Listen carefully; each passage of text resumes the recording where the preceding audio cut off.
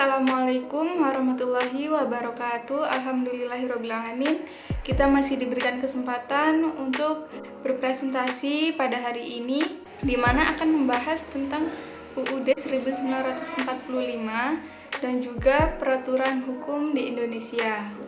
Untuk yang pertama, kita akan membahas tentang amandemen UUD 1945.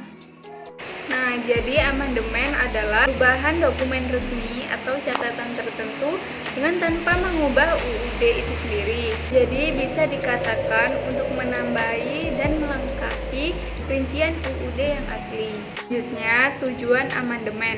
Nah, tujuan amandemen ini itu untuk seperti tatanan negara, kedaulatan rakyat, HAM, pembagian kekuasaan, eksistensi negara demokrasi dan hukum. Selanjutnya, amandemen 1945. Jadi, sebelum diamandemen, UUD 1945 ini memiliki 38 bab, 37 pasal, dan juga 64 ayat, 3 pasal perakitan, dan 2 pasal aturan tambahan. Selanjutnya, bagian amandemen mulai dari amandemen 1 sampai amandemen 4 akan dilanjutkan oleh rekan-rekan saya. Assalamualaikum warahmatullahi wabarakatuh. Perkenalkan, saya Sela Milani, NIM 26842071010. Di sini saya akan mempresentasikan tentang amandemen 1 dan amandemen 2. Amandemen yang pertama dilakukan sidang umum pada tanggal 14 sampai 21 Oktober 1999. Pada amandemen pertama menyempurnakan 9 pasal, yakni pasal 5, pasal 7, pasal 9, pasal 13. Kemudian pasal 13 dan pasal 15, pasal 17, pasal 20, dan pasal 21 ada 2 perubahan fundamental yang dilakukan, yaitu pergeseran kekuasaan, membentuk undang-undang dari presiden ke DPR, dan pembatasan masa jabatan presiden selama 5 tahun, dan sesudahnya dapat dipilih kembali dalam jabatan yang sama, hanya untuk 1 kali jabatan. Dan yang kedua, amandemen kedua terjadi pada sidang tahunan MPR pada 7 hingga 18 Agustus 2010.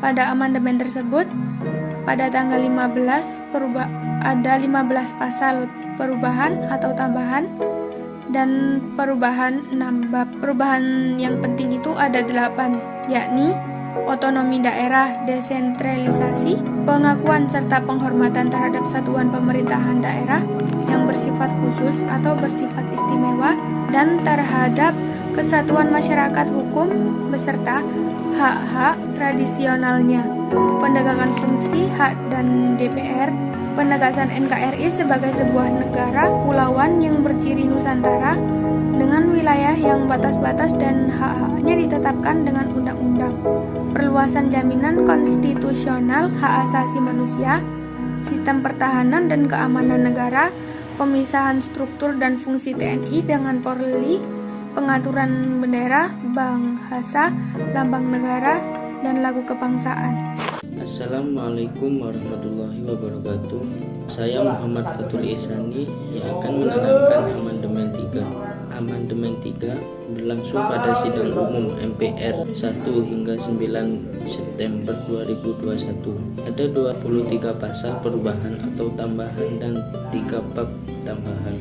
Perubahan mendasar meliputi 20 hal, yakni penegasan Indonesia sebagai negara demokratis berdasarkan hukum berbasis konstitusionalisme, perubahan struktur dan kewenangan MPR, pemilihan presiden dan wakil presiden langsung oleh rakyat, mekanisme pemakzulan presiden dan atau wakil presiden, kelembagaan Dewan Perwakilan Daerah, pemilihan umum, pembaharuan kelembagaan Badan Pemeriksa Keuangan, perubahan kewenangan dan proses pemilihan dan penetapan Hakim Agung, pembentukan Mahkamah Konstitusi, pembentukan Komisi Yudisial.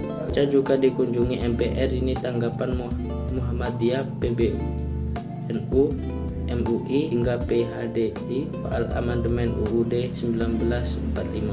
Selanjutnya amandemen 4.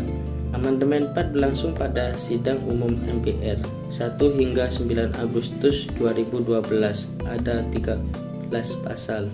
3 pasal aturan pemilihan, 2 pasal tambahan dan perubahan 2 bab. Dalam 4 kali amandemen UUD 1945 tersebut relatif singkat. Kan selama pembahasannya tidak banyak menemui kendala meski pada sidang MPR berlangsung alot dan penuh argumentasi. Baik, itu tadi penjelasan dari amandemen 3 dan amandemen 4. Cukup sekian dari penjelasan saya. Assalamualaikum warahmatullahi wabarakatuh. Untuk poin yang kedua, yakni peraturan hukum di Indonesia. Berdasarkan UU nomor 12 tahun 2011, peraturan perundang-undangan adalah peraturan yang tertulis yang memuat norma hukum dan mengikat secara umum. Peraturan perundang-undangan ditetapkan oleh lembaga negara atau pejabat yang berwenang melalui prosedur yang ditetapkan dalam peraturan perundang-undangan. Jadi, peraturan perundang-undangan ini ada terbagi menjadi beberapa bagian. Yang pertama, UUD 1945. UUD 1945 ini adalah hukum dasar dalam peraturan perundang-undangan. UUD 1945 ini merupakan peraturan tertinggi dalam tata urutan peraturan perundang-undangan nasional. Yang kedua, TAP MPR, yakni Ketetapan Majelis Permusyawaratan Rakyat. Nah, ketetapan MPR ini adalah suatu putusan MPR dalam sidang MPR yang dimana meliputi ketetapan MPR sementara dan juga ketetapan MPR yang berlaku.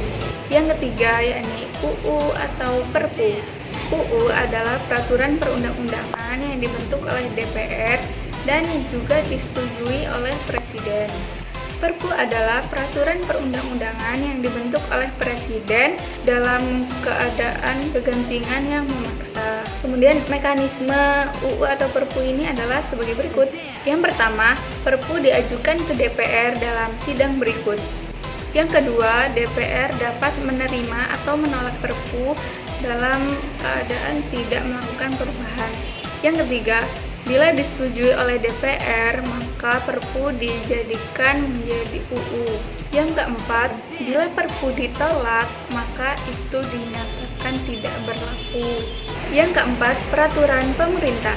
PP atau peraturan pemerintah ini peraturan perundang-undangan yang dibentuk oleh Presiden untuk menjalankan UU sebagaimana semestinya. Yang kelima, peraturan Presiden. Peraturan Presiden ini adalah peraturan perundang-undangan yang dibentuk oleh Presiden untuk menjalankan peraturan perundang-undangan yang lebih tinggi atau dalam menjalankan kekuasaan pemerintahan.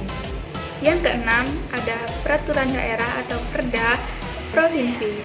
Perda Provinsi adalah peraturan perundang-undangan yang dibentuk oleh DPRD dengan persetujuan gubernur, termasuk Perda Provinsi yang berlaku adalah Konun di Provinsi Aceh, serta peraturan daerah provinsi atau Perdasi dan peraturan daerah khusus yang berlaku di Provinsi Papua dan Provinsi Papua Barat.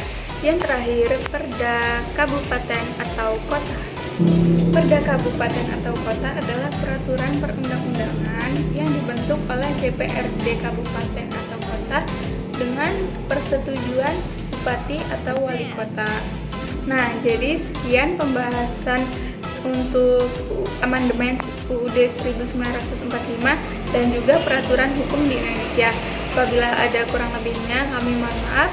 Sekian, terima kasih. Wassalamualaikum warahmatullahi wabarakatuh.